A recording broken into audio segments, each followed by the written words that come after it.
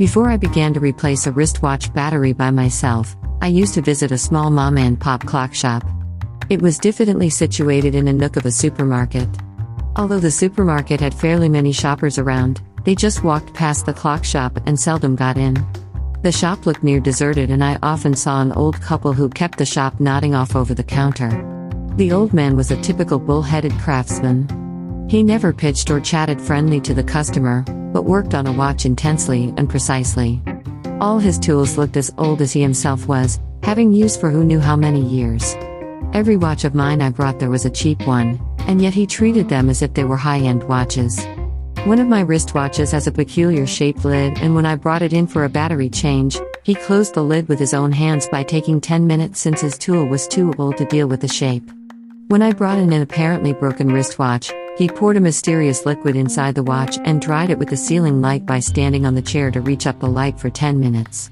The watch started ticking again magically and has been in top shape since then. I had never left the counter during his work because I liked to look at it so much. Everything he was doing to a watch attracted me immensely. I would even gaze at a simple battery change with fascination.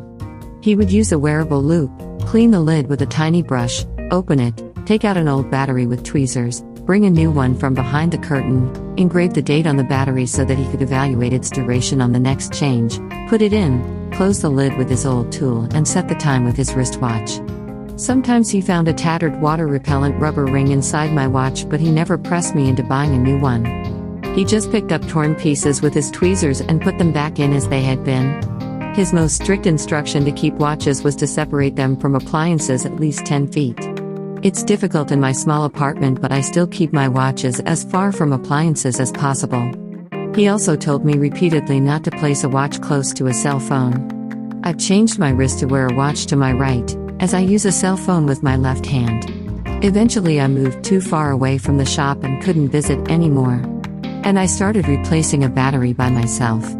I mimic his battery change with much more primitive tools. Probably I like to see his work because of his passion and earnestness for a watch. I wonder how he's doing and miss him.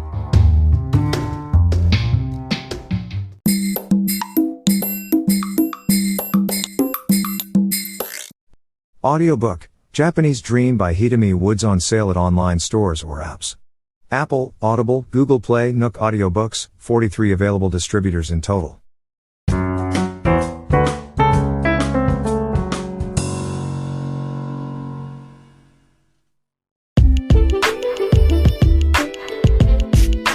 I don't have a child and probably won't have one all my life. But in my dreams, I've cuddled my baby for several times. It's a boy and always the same baby, and I firmly believe I have a child in a different dimension. One day, in my dream, or in that dimension, I saw him in his 20s. It was the future. He lived in a secluded village and was devoted to an unfamiliar future sport. He didn't notice me as I was watching him from somewhere far. I was so happy to see my baby have grown up and see him not working at an office as a businessman. An elderly man passed by me and I asked him about the sport my son was practicing intently. My question was if the sport was some kind of official, recognized, or popular, which was somehow a possible way to make money. He told me that this sport was completely unknown to the public and there was no event or competition, thus it never brought money whatsoever, not a cent. I burst into tears for joy. Not only he didn't become an office worker for a steady income, but also he chose the profession that was totally unrelated to money or fame. He wasn't interested in them. His only interest was the sport. I couldn't stop crying for joy, thinking how ideally he had grown up and what a perfect son he was to me. I felt thoroughly proud of him and grateful for him to become as he was. Since I saw that dream, I felt more confident of myself, because I've raised an honorable child in the other dimension.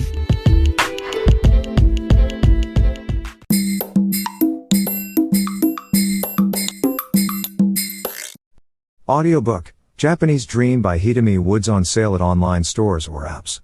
Apple, Audible, Google Play, Nook Audiobooks, 43 available distributors in total.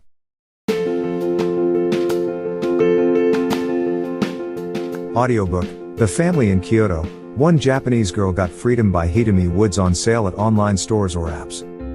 Apple Books, Google Play, Audible, 43 available distributors in total.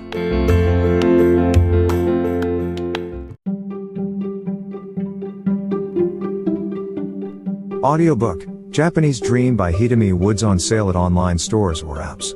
Apple, Audible, Google Play, Nook Audiobooks, 43 available distributors in total.